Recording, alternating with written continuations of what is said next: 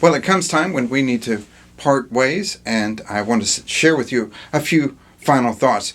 First is that we need to have feedback no matter what. We need to have feedback on what we do. We need somebody in our life that will look at what we do and will tell us what we're doing well and what we still need to improve on. Feedback is a gift. If you find that right person, my goodness, hang on to them, because that person will help you improve so incredibly well. Now, there's two kind of feedback you do not want. One is you don't want your grandma.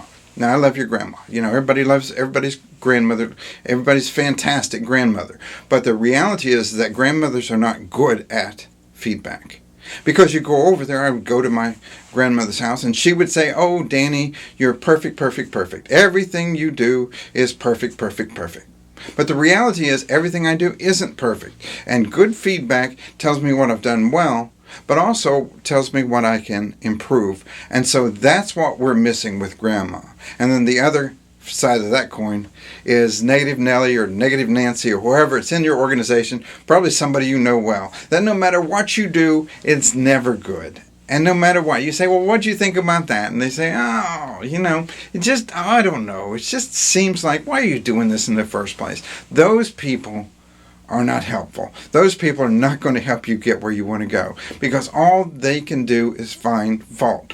So what a coach does, and I love being a coach, it's one of my favorite gigs ever. What a coach does is a coach has as their goal for you to do great. And sometimes for you to do great, they have to kick you in the butt a little bit to get you to do better. But in many cases, it is just that we need to be there and we need to show you what you're doing and how you can make it better. So get a coach. If you don't have a coach, send your stuff to me. Man, I tell you what, my goal is at the end of this, I want you to be able to be a great speaker, to be able to do these courses and people really enjoy them. So often somebody says, "Here's an online course." And you just think, "Oh, it's the worst ever." I mean, so many of my friends are taking these CEU credits or CME credits, and they really hate it. They put it off to the last minute because so many of the presenters are so awful. If you can be pretty good, all of a sudden you're right at the top of the heap, because there are so many people doing it so poorly. So one of the things I have prepared for you, can download it right now, and that is a checklist.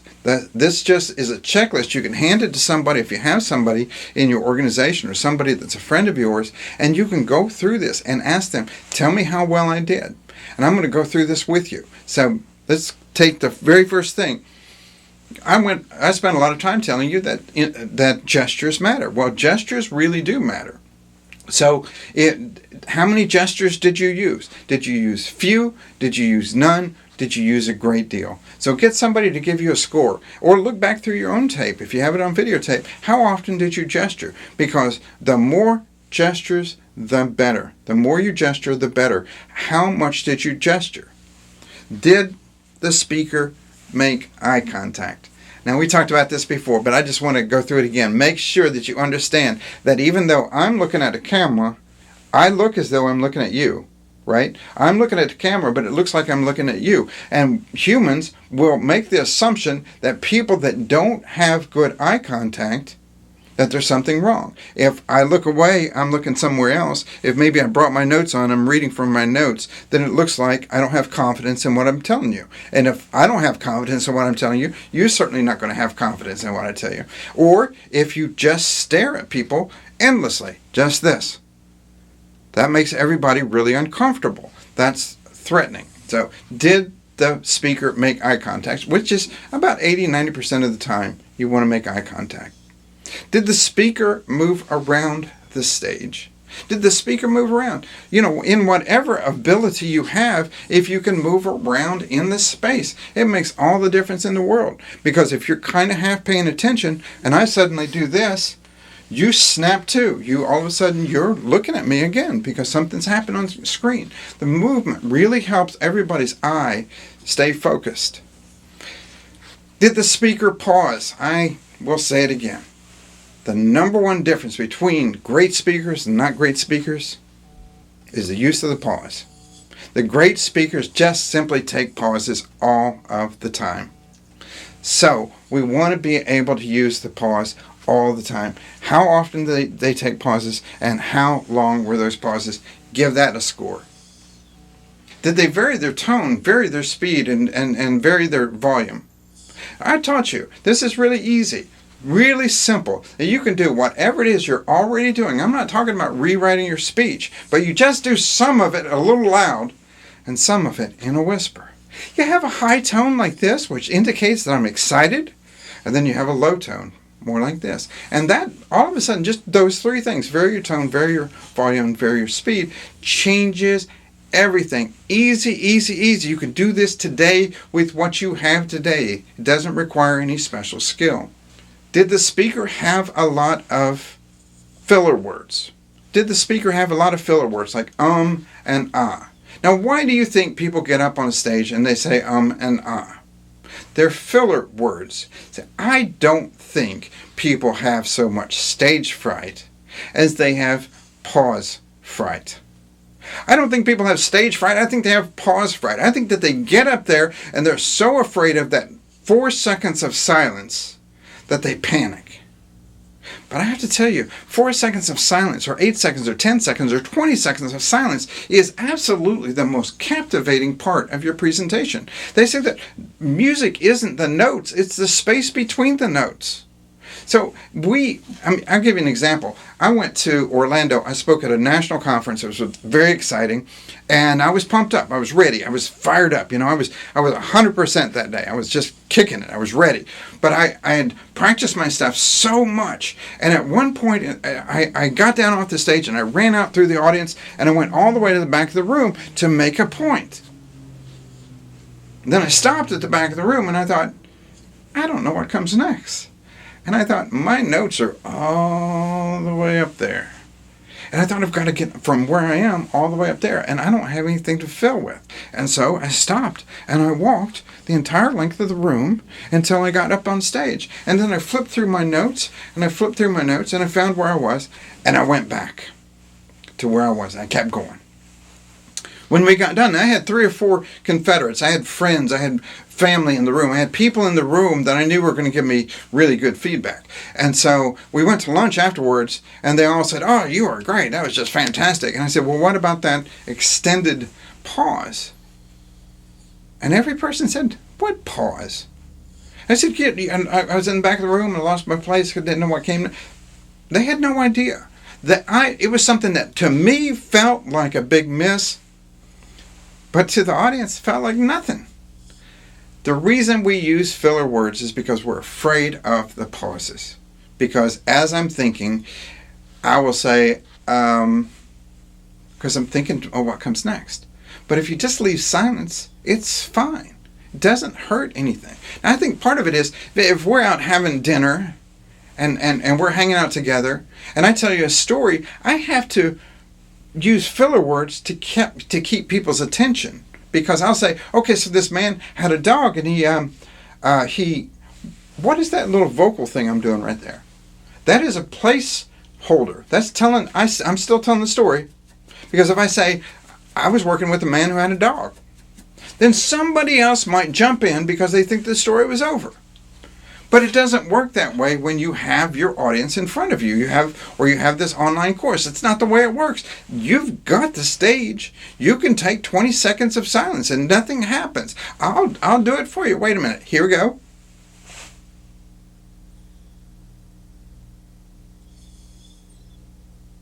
Okay, so what happened? Nothing. Nobody cares. It doesn't even matter to anybody, even though to you it might feel like a big mistake. So did they pause? I had a whole section on storytelling, and I hope that you are convinced that stories are the bread and butter of speaking, of training, of teaching. That this is just the way that we learn things as humans, is by telling stories. By now, I hope I have convinced you. By now, I hope you're looking through your content and you're saying, do I have stories in there? The question on this feedback form is, did you tell stories? And the reality is that you're never going to be an accomplished speaker, an accomplished presenter, an accomplished teacher if you don't have stories. Now, you may be talking about statistics class. But what happens is those statistics, there's a reason for them. Is the reason that we pay attention to them is they tell a story, right? Because all of a sudden, everything's going along fine, and then here in October, this number dropped by 90%. What happened? And then you have a story with people in it about that thing. They said, this is a great quote, that the event is the flood, but the story is Noah. The event is the flood, but the story is Noah. If you have a 90% drop in something in the month of October, who's Noah in this story? Where do we get the effect and see it in real people's terms? I worked in a TV station in Nashville, Tennessee, and I had a news director who was larger than life and very opinionated. Great news director. But we had a new photographer and a new reporter, and they went out and they shot a story about the interstate widening that was going on. And they came back and they showed the tape to this news director. And this news director pulled it out and actually broke the tape in half and threw it away. And they were terrified. And he said, look, every story is a people's story.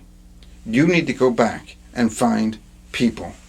And they questioned him. They said, there's people all the way through that. We've got the county commissioner, we've got the city council, we've got the board of roads, we've got everybody in there. And he said, no. He said, elected officials are not people. We need real people.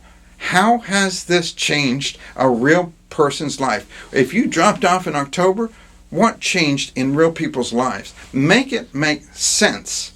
Noah is the story. Where's your Noah? And so they went out. It was fantastic. They went back and they found out that this little old lady had been living in her house since she was a little girl. And that every time they widened the interstate and built a new loop and breakdown lanes and all like that, it got closer and closer and closer to her house. And now she was like in her 80s, and she had this interstate that was literally 30 or 40 feet from the back of her house.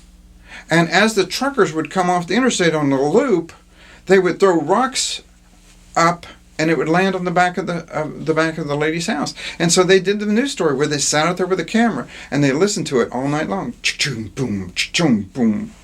And it was fantastic because that's a real story. This is changing the world for one person. And it was a great story. I think it even won an award. But in every case, we need to tell stories.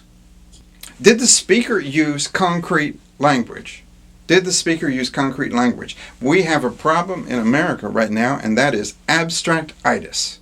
Abstract-itis, where we just use big words and we cram them all together, and nobody knows what any of it means. We've got things like patriotism and feminism and freedom and all these things, and nobody's saying anything because we're just taking catchphrases and pairing them together. What we need is concrete language. Let me tell you what concrete language looks like. Concrete language is anything that a person can touch or feel. It's been said that if you can drop it on your foot, it's concrete. Otherwise, it's just a concept. Now, we have to talk about concepts, but concepts they're difficult. Because if I say that a person's rich, or rich means one thing to this person, one thing to that person. That you want to be rich? Well, that person wants to be rich because they want to go to Nepal and they want to be able to help poor people. And this person wants to be rich because they want to have a yacht and get young girls to come on the yacht with them. Rich is not the same thing to every person. But if you can make it concrete, then everybody has the same image in their head. If I said to you that this guy's rich, then you all have different thoughts. But if I say to you, this guy, Barney Douglas, is very, very wealthy. The longest limousine I'd ever seen in my life, pulls up in the front of the hotel. And the driver gets out, opens the door for Barney. And Barney gets out. He's a tall, handsome man, deeply tanned. He's got diamond rings on this hand, diamond rings on this hand. He's got $1,000 suit. And the hotel, they burst open, they hold the doors open for him, and the hotel manager comes out and shakes his hand warmly and then begins to show him into the place. Well, now you get the idea. I said Barney's rich, but now I'm demonstrating. I haven't told you, I've shown you. So we need concrete words. Concrete words are easier for us to get an image of. When I told you that story about Barney, now you know what rich looks like. When I said that he was rich, you get a vague idea. Was the speaker easy to understand? That's a simple enough question. Do we have trouble understanding him? Now I'll give you an example. I worked with 2 architects. These 2 architects are hotshots. They are changing the world with what they do. And they brought me in at the last minute because they had a pitch. They had a pitch in front of a big group of people, and if they were really good at this, they were going to get a huge contract, and it was going to change their company forever. And they were confident in what they had, but they wanted me to hear it a few times just to make sure.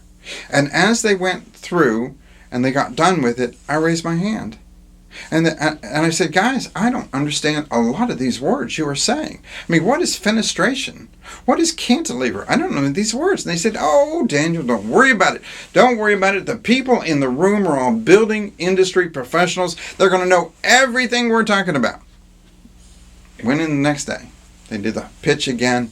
They asked for my feedback, and I said, guys, I got to tell you, it really worries me that we've got these words in there that people are not going to understand. And once again, they assured me that building industry professionals know them. Fine, fine, fine.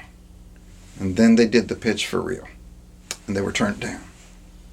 Well, it turned out that not everybody in that room was a building industry professional, that this was based in large part on a very generous donor who had made his fortune in healthcare. And this donor at the last minute decided he should be a part of this conversation to talk to the architects. And he was sitting in the room, and they were saying words like fenestration and cantilever, and he had no idea what they were talking about. None whatsoever. And so somebody who was in there told us later that as they went to lunch and they were getting coffee, he was there, he was mad as he could be. Because he said, I'm a smart guy, and they haven't said one word that I've understood the whole day. Whenever we use words that are hard to understand, we leave people out. And there's very few things that we could do that would make people distant from us easier than to speak in words they don't understand. You have to use language that people understand. Now, sometimes you have to use a word that you maybe everybody that doesn't get. There's just no alternative. I'll give you an example. In healthcare, I do a lot of healthcare training. In healthcare, there's a thing called HCAHPS. And that is a Hospital Consumer Assessment of Healthcare Providers and Systems. HCAHPS. Well, HCAHPS is, you have to say that. You have to be able to talk about HCAHPS in healthcare. But that concept, the first time I say it to a group, I will say HCAHPS, which means, and I'll tell what the acronym stands for, but it's really a way that hospitals get graded. It's like your report card for a hospital. So which means is a really useful phrase. If you have to say something that you're not exactly sure they're going to understand, just follow it up with which means. If they were going to say cantilever in their presentation, which means, and they would have been fine. Because after that 12 seconds of explanation, everybody's fine. They didn't do that. Was your stuff easy to understand? That's why we're going to do a pre-conference survey, because we need to know how smart, what level these people are. And if they struggle with anything, we're going to know it right there. That's what we use that. And then as we check in all the way through, does that make sense? Are you still with me? How many of you have questions on what I've just said? Is this difficult? Because you want to know, you don't want to get to the end of this and then have the guy vote you down. Did the speaker deliver new information? What an important thing that is. Did the speaker deliver new information? I have to tell you, I watch a lot of presenters and a lot of training, and a lot of times it really looks kind of rehashed. That a lot of times people are getting up there and they're doing the same thing that somebody else has done a million times. There's got to be something that you can do, some way that you can present it in such a way that it feels fresh, that it feels new, that it feels like it hasn't been done a million times. And if you can't find that, then I don't think you should be doing it, because if everybody's already done it, then maybe you just send them in that direction. Here, read this book, because I don't have anything new to add to it. But in most cases, we're looking for fresh, and that is fresh data. We have slides. I worked with some educators, and the educators had slides, and all their data was from like 1990. And I was shocked. I was like, gosh, education changes so rapidly. The 1990 slides just seem like, and then are they fresh ideas? Is it fresh information? Is it presented in a fresh way? That's one of the reasons why we don't ever want to get up and do a cliche at the beginning. How many of you have seen this speech? Well, the dictionary definition of leadership is, oh my gosh, that's so old, that's so hackneyed, that's so overdone. You know, if that's the beginning, that the rest of it's going to be stuff that you don't have to pay attention to because you've heard it before. Is it fresh? Did the speech appear to be memorized? Well, that's a big deal, isn't it? A lot of times we're getting up and we're training off of note cards. That's fine. Nobody minds that. But if you've memorized where you're going, you're just looking at a quick note and back to your presentation. But there is not a soul, there's not anybody we've ever known who loves it when somebody gets up there and reads to them. Can you imagine this? I saw it just recently. I saw it where a very high level person did this, and that's all they did is they read. And you know what? We know how to read. If you've got a presentation and you're just going to read it to me, send me the copy. I can read it. I've done that since I was 6. I think that's embarrassing to read your presentation to anyone. Get up and deliver it. And you can deliver from note cards. There's nothing wrong with that. But being memorized is important. Did the speech connect with you emotionally? Gosh, that's so key. I'm telling you, if you really want to knock it out of the ballpark, okay, here's a couple of things. If you want to knock it out of the ballpark, absolutely, positively, tell us a great story. Absolutely, positively, make sure that you share at least one statistic. Absolutely, positively, find an emotional moment. Absolutely, positively, be funny, at least a little bit somewhere in there. And if you do those things, man, you could probably knock it out of the ballpark. And the other stuff is great, but those things are the ones that matter. I love this one, and the question is the content relevant to your lives?